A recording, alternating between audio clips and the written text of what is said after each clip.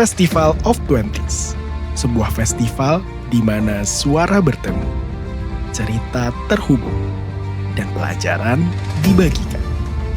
Tempat berkumpul untuk kamu yang sedang mencari arah, agar kamu pulang dengan menyadari bahwa kamu tidak pernah sendirian.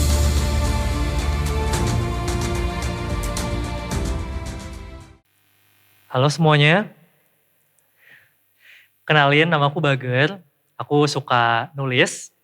Aku suka nulis konten, kopi, naskah video, puisi, cerpen, palu gada pokoknya semuanya ada. Dan kebetulan tahun ini salah satu cerpenku masuk ke buku ini, Antologi Museum Tuan Baik, terbitan Postpress.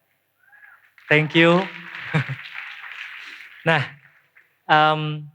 setiap kali aku kirim tulisan, biasanya selalu diminta biografi singkat. Termasuk waktu submit tulisan ke Festival of Twenties ini. Ada biografi singkat, dan setiap kali aku bikin biografi singkat, aku selalu memulai dengan kalimat ini. Bager Alihsan adalah seorang kakak dari 6 adik yang menyempurnakan hidupnya. Atau kalau tulisannya bahasa Inggris gitu ya, Bager Alihsan is a proud full-time brother of 6 younger siblings. Hari ini aku bakal cerita kenapa aku bisa secinta dan sebangga itu sama adik-adikku. Jadi adikku ada 6, adik pertama namanya Langgam, lahir di Pandeglang, Banten sama kayak aku. Adik kedua namanya Ikro, dia meninggal umur 1 tahun karena infeksi paru-paru, lahir dan meninggal di Pandeglang juga. Adik ketiga Tan Reren, lahir di Cilegon. Adik keempat sampai ke-6, Mawar, Ganesha, Arum, lahir di tempat yang paling jauh, planet Bekasi. Benar, jauh banget. Nah, sebelum aku lanjut cerita, aku mau ada trigger warnings dulu. Ceritaku mungkin akan memicu, karena bakal ada deskripsi tentang bentuk-bentuk kekerasan.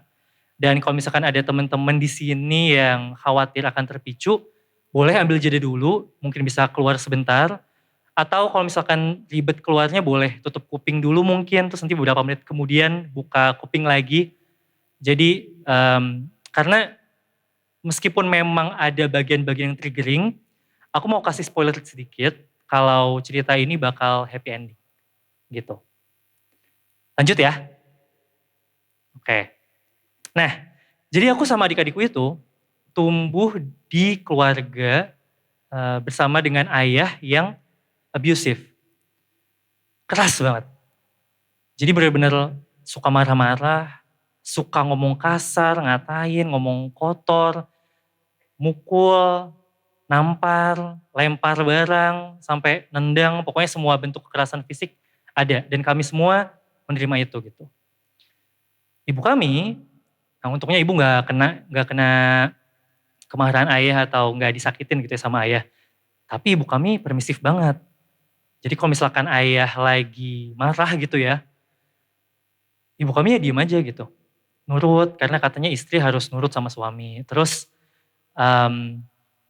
ibu kami juga mikir kalau oh ya memang anak-anak harus digituin supaya paham kalau itu salah gitu.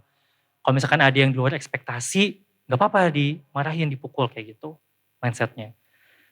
Tapi mereka berdua gak sadar kalau itu bikin aku dan adik-adikku jadi takut banget sama ayah. Takut sama ayah, terus efeknya jadi gak nyaman kalau di rumah, jadinya pengen keluar rumah terus lama-lama. Dan jadinya kami gak deket satu sama lain. Aku sama adik-adikku walaupun satu atap, tapi kayak beneran renggang gitu. Nah, suatu waktu ayahku gak pulang-pulang 1 minggu. Aku pikir kan kayak, oh paling lagi lembur di kantornya. Kebetulan ayahku tuh buruh pabrik yang jam kerjanya gak jelas.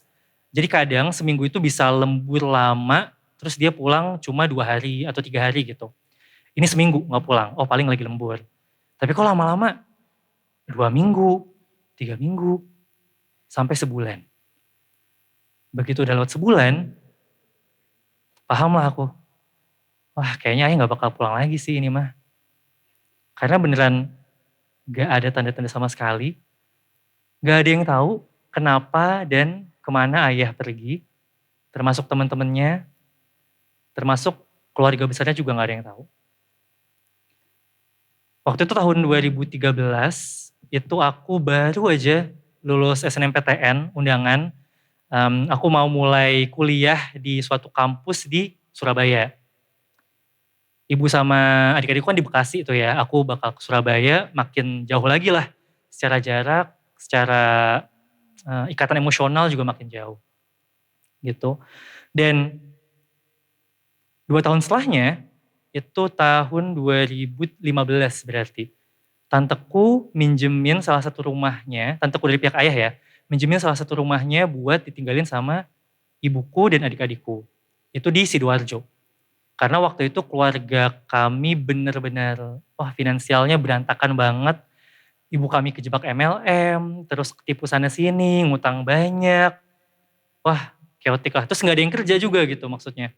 Aku baru kuliah gak bisa kerja apa-apa selain mungkin ngajar les kecil-kecilan gitu ya. Tapi itu juga gak ngebantu banyak. Akhirnya dibantulah sama keluarga dari pihak ayahku sebagai bentuk tanggung jawab gitu. Pas akhirnya kami semua pindah ke Sidoarjo, aku ngeliat ibuku sama adik-adikku yang udah lumayan lama ya, kan gak ketemu lama gitu, udah 2 tahunan. Terus ngeliat mereka kayak asing gitu. Kayak banyak yang berubah, terus aku tuh makin gak kenal sama mereka.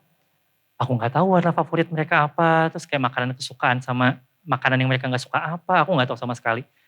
Bener-bener kayak orang asing, orang baru yang aku gak tahu siapa. Tapi parahnya, udah tahu kayak gitu, aku tuh bukannya ngedeket gitu ya, aku malah makin sibuk di kampus. Ikut organisasi, ikut kepanitiaan, ikut lomba-lomba. Pokoknya waktu itu pengennya ngejauh aja gitu dari rumah, dari masalah-masalah yang ada di rumah. Sampai akhirnya titik balikku itu di tahun 2016. Dan ini sepele banget sebenarnya. Kalian ada yang tahu ini gak film Captain Fantastic? Gak ada ya? Oh ada yang angkat tangan, bolehlah 1, 2. Nah kalau misalkan ada yang belum tahu dan belum nonton, boleh mungkin habis ini dicari, itu filmnya bagus banget, heartwarming parah, tentang ayah sama ibu, punya 6 anak, jadi sama kayak aku sama adik-adikku sekarang, yang ngebesarin anak-anaknya dengan cara yang tidak konvensional gitu. Jadi mereka tinggal di dalam hutan, terus jauh dari kapitalisme, terus bener-bener survival di lapangan gitu ibaratnya. Itu bagus banget. Dan waktu nonton itu aku beneran sampai nangis kejer, sampai filmnya habis masih senggukan gitu, masih sampai sesek banget. Dan meskipun sepele gitu ya, film itu bikin aku punya tekad baru. Itu tahun 2016, aku berarti umur 20-an awal, dan gara-gara nonton film itu, aku jadi pengen balik ke keluargaku. Aku jadi sadar kalau aku gak mau jadi kayak ayah gitu. Gak mau kabur dari keluarga, gak mau nerusin bentuk-bentuk kekerasan yang udah dia lakuin. Dan yang paling utama, aku maunya jadi Kapten Fantastik gitu buat adik-adikku. Dan mimpinya enak sih, ngebayanginnya enak gitu. Kayak bayangin kalau misalkan di sini ada yang keluarganya gak sempurna juga gitu ya, ngebayangin wah suatu saat nanti kayaknya bisa deh keluargaku tuh kayak keluarga Cemara gitu. Atau kayak keluarga di Reply 1988, atau kayak keluarga yang harmonis lainnya gitu. Enak buat mimpinya. Tapi pas ngejalanin, susah, parah. Bahkan waktu aku mulai ngedeketin adik-adikku nih ya, waktu mulai mau mau balik gitu. Tahu gak yang aku lakuin pertama kali apa? Bikin SWOT. Coy kayak kerja jadinya, kayak beneran aku punya buku, aku list langgam, humble sama semua orang. Beneran tanreren, boundariesnya tegas. Terus Mawar paling berbakat di antara kami semua. Ganesha rasa penasarannya paling tinggi. Arum empatinya paling besar ke hewan, ke tumbuhan, ke lingkungan. Saking aku gak tahu apa-apa soal adik-adikku. Aku bikin tuh SWOT, tapi gara-gara itu juga aku jadi tahu kalau ternyata cara aku menghadapi trauma sama cara adik-adikku menghadapi trauma itu beda banget gitu. Bayangin di satu atap ada yang suka kabur-kaburan, ada yang ngelanjutin siklus kekerasan sampai hampir tawuran, terus ada yang gak mau pacaran, jadi bener-bener gak bisa, takut jalan relasi sama orang lain, ada yang susah punya temen, ada yang menyendiri banget, ada yang kompetitif banget sampai kalau misalkan dia salah atau dia kalah dia ngerasa dunia hancur parah. Bayangin sekarang di kepala kalian, satu atap kombinasinya kayak gitu semua, sesusah apa coba nyatuin itu jadi keluarga lagi. Gara-gara itu aku mikir kalau misalkan, wah ini beda-beda semua coy ternyata. Gak bisa disatuin langsung sebagai komunal gitu ya. Harus ada pendekatan personal juga. Dan aku mulai pendekatan personal itu dengan ya cari tahu aja gitu mereka lagi butuhnya apa. Misal langgam, lagi butuh didengerin buat curhat gitu. Aku dengerin. Tante Ren sama Ganesha sekolahnya jauh. Mereka minta tolong dianterin. Aku coba anterin kalau ada waktunya. Kalau gak bentrok sama waktu kuliah. Mawar sama Arum kadang suka keliling main gitu ya, keliling perumahan. Aku temenin gitu. Intinya being present aja gitu buat mereka.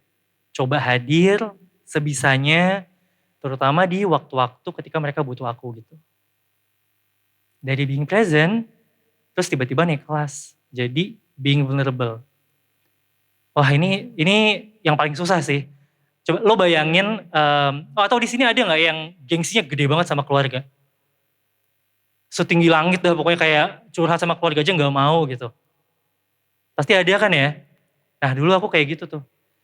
Kayak gak bisa gitu bayangin curhat sama adik-adik sama keluarga. Karena kakak pertama nih ya, laki-laki terus umur masih 20-an, masih toksik lah gitu ibaratnya. Kayak gak mau kelihatan lemah, gak mau curhat, gak mau terbuka gitu. Pengen kelihatan selalu bisa diandelin sama keluarga. Tapi mindset itu tuh bikin aku sama adik-adikku gak gerak kemana-mana gitu. Ya udah stagnan aja di situ, stuck di situ. Sampai akhirnya ya udah aku coba pelan-pelan turunin gengsi, turunin ego gitu ya. Ya udah cerita aja gitu, pelan-pelan. Nggak yang langsung gede gitu ceritanya. Mulai dari di kampus aku ngapain, terus ketemu temenku ada yang putus, ada yang diselingkuhin, cerita aja udah pokoknya. Apapun aku ceritain.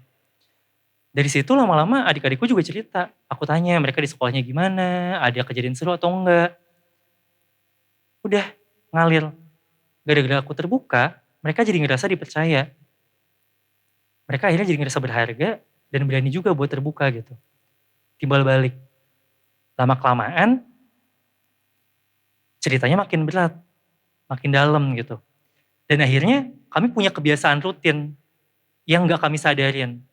Kami nyebutnya rapat kecil sama rapat besar. Jadi ibaratnya kayak ngariung gitu ya, ngariung cuma kita update kehidupan gitu satu sama lain. Kalau rapat kecil itu biasanya yang datang gak full team, misal 2 orang atau 3 atau berapa gitu. Kalau rapat besar itu full team tuh semuanya datang. Nah di rapat itu ya udah ngobrol lah kami tentang apapun, masalah-masalah, obrolan yang ringan juga diobrolin. Prinsipnya cuma satu, semuanya harus ngedengerin dan gak boleh ngakimin. We listen, we don't judge gitu ya kalau sekarang. Gitu. Oke. Nah itu gak tertulis tapi entah kenapa kami sepakatin gitu. Dan awalnya yang tadinya buat ngobrol-ngobrol ringan, lama-lama obrolan jadi lebih dalam.